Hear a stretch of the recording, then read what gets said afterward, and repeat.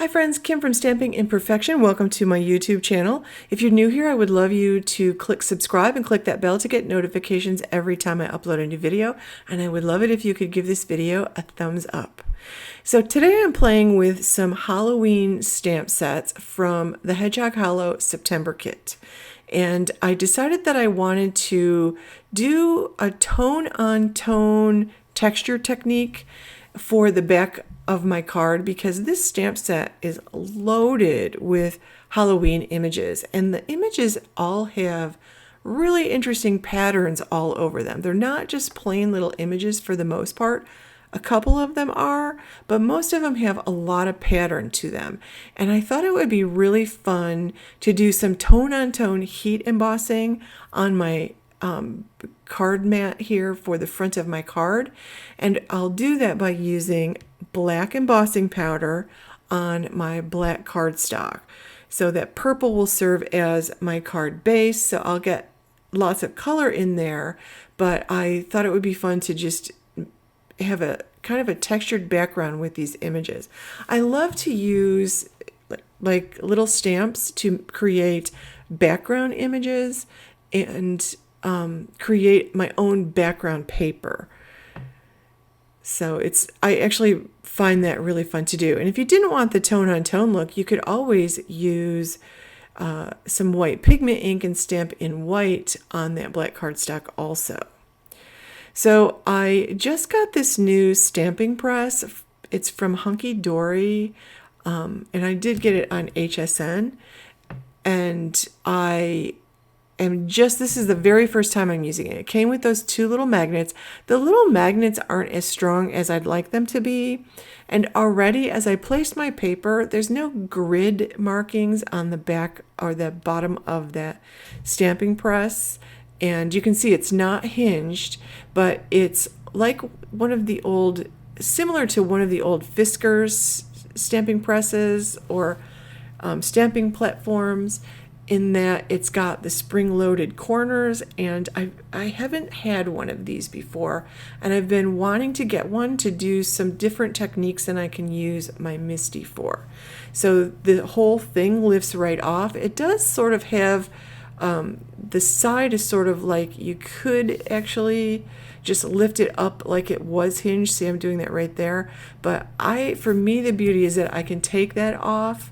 And I thought I could just slide over my paper and just maybe use it, but I wasn't confident that I could get that stamped neatly enough, because this is not like my MISTI, where if I move my paper, I can just put my paper back down where I had it. I can't do that here. So I definitely think I'm going to have to add one of those sticky grids to the base of this. I use those grids to line my papers up. So I decided I would just stamp those two images and heat emboss those. So that's my black embossing powder. I used my clear embossing ink from Maker Forte, which I really like. And I'll heat set these two, and then I'll stamp two more images. And I'll keep doing that until I have the background covered with, I'll probably get 6 or 7 images together. And I did not align them perfectly or even all that randomly, but you can't, it's not noticeable because it's a tone-on-tone. And it's just there to catch your eye and make the card background look, to make your card background look more interesting, and to use more of those images. I will stamp some other images and cut them out to add to the top of my card. So this is the acetate from the card from the stamp set. So I'm just putting that down because I did not want to get any of that clear embossing ink where I do not want it. And sometimes, no matter how well I think I clean off my stamps, I still get ink transfer. So I put that clear acetate down just to lay down my stamps, and then I'll use the stamping press here, the top of it, to just push down and pick them up. And then I can go ahead and remove that plastic, and I'll ink these next two with my clear embossing ink also. So these are just shifted over a little bit, and I'll do 2 more of those cauldrons above the row of hats and 1 more hat to the left of that center one. And I will add that black embossing powder each time after I stamp and heat set it each time after I stamp. So that's what I'm going to do right now. And you can see I use a coffee filter, and I've had this same coffee filter on my craft table for years. I've been using it for years. And I use that to pour it back into the jar. So I'm just using my little score buddy to score with my Teflon bone folder. This is the pencil bone folder, which is really nice for scoring. And I still like my original Teflon bone folder for giving that fold a really good press. Like, I love the way that turns out. And when I put this down, I realized my paper was still a little warped from the heat tool. So I'm going to put some clear blocks on it, and I'm going to go for a little walk while I let that flatten out a little bit. When I come back, I pulled out my Maker's Magic no-show glue. I like this glue a lot. I like the fine tip on the end of it. Like, that's a nice small tip. And I'm just going to put some dots of glue around the outside edges and a few on the inside of that. And I like liquid glue because it gives me some wiggle room time, and I always pick it up and make sure I'm getting things as straight as possible and hopefully evenly spaced. And I'm just going to put my clear block back down on top of there because the top part still was a little warped, so I'm just going to let that sit while I make the other parts of my card. So I'm using some white scrap paper that I had left over from another project, and I'm putting it in this stamping press. And I like this stamping press. I can think of, like, I would like a grid on the base, and I also think the grid and the ruler at the top and the bottom should have some color to them. So I'll take either some acrylic paint and brush it in those numbers and the ruler marks, or I will use a Sharpie marker to fill those in, and that way I can see them. So I actually do like this, and I find it very convenient to use. So I can lift this off. I feel like I'm making less of a mess than usual, so that is good. So interesting. And I noticed that in the Maker Forte shop, there are also some rocking blocks from Fiskars that look really interesting, and I'd like to give those a try. But every time I go to order them, they're sold out, so everybody must be trying them. But like, that seems like a really nice set too.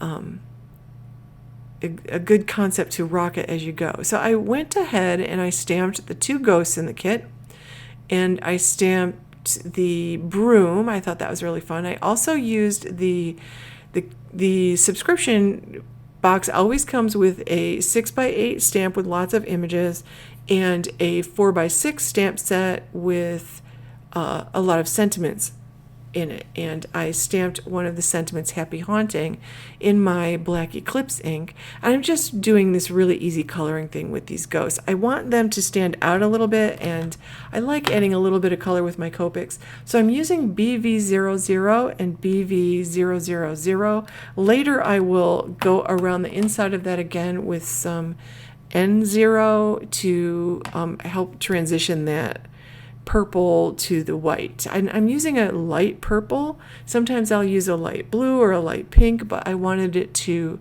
kind of match my card base in this case. So I'm just coloring the broom now, and I definitely need new glasses because I keep pulling stuff closer to me and then out of the camera view, and I apologize for that, but I'm going to fussy cut these in just a minute and add some foam on the back of them and attach them to my card base. So I'm just pulling out, I pulled out I think N8, N4, and N6 for the black part of the hat, and then I'm just using those same 2 purple ones for the hat band, and I'm using N3 and N0, or N3 and N1 for the part of the broom right above the brushes, and I pulled out like YR24 and I think it's YR18.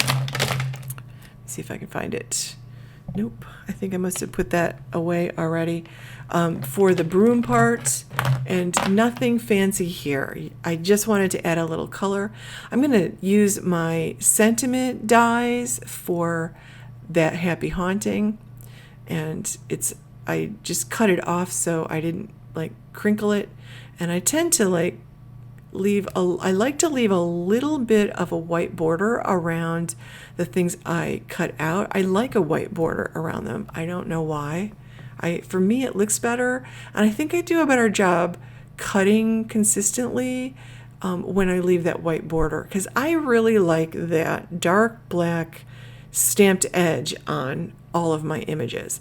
So I have like a collection of sentiment dies that have come in others like die sets, or a couple times I bought sentiment strip dies, and they're all different sizes. So I've got a whole bunch of them I keep in one plastic envelope, and I keep it on my desk, and I use my little die cutting machine. I have a little Altenew die cutting machine. I also have a little We Are Memory Keeper one, which is a lot like the one that you will find in the Maker Forte shop. So any little die cutting machine that you can keep right on your craft table and pull out whenever you're doing stuff like this is really nice. So I feel like that purple is just a little too, it's just not lightening up like it usually does. So I pulled out the N1 or the N0 marker and just went along the edge, hoping that this will kind of lighten it to that white more gradually. And it does take a little while for alcohol inks to dry, and as they dry, the colors kind of blend together, which is always nice. I always like the way that looks. So I used a wider one of my sentiment strip dies here, and I'm just going to cut the end and give it a little bit of an angle. You can see that particular die has that angle anyway, but my sentiment wasn't long enough. So I'm just playing with this. I'm going to add some adhesive, foam adhesive down on the back. I really like these little strip, foam strips, and those are really handy. And I like the little square ones too, and I've got some bigger square ones that I'll pull out in a minute also. But I'm just going to place that broom down and put the sentiment next to it down in that bottom 1/3 of the card there. So keeping my rule of thirds in mind as I'm doing this. And now I'll put those two ghosts down, and I think this card is really cute. Now you can hardly see that texture on the background, but it does give a little bit of shine to the card, and I really like it. I love having a little bit of sparkle or shine on my cards. And I recently just got the Snow Flurries Pigment ink pad, the white pigment ink pad, and the refill from Maker Forte. So I'm using the white refill to create some ink that I can splatter on with my paintbrush. Now those are coming off really tiny on my paintbrush, and that is a number 6 round paintbrush. So I added more water because I wanted more splatter, and I wanted them a little bit bigger. I love that detail on the card. I just think it's super fun. Just make sure you put it aside to dry. Check out the links below and have a wonderful day, friends.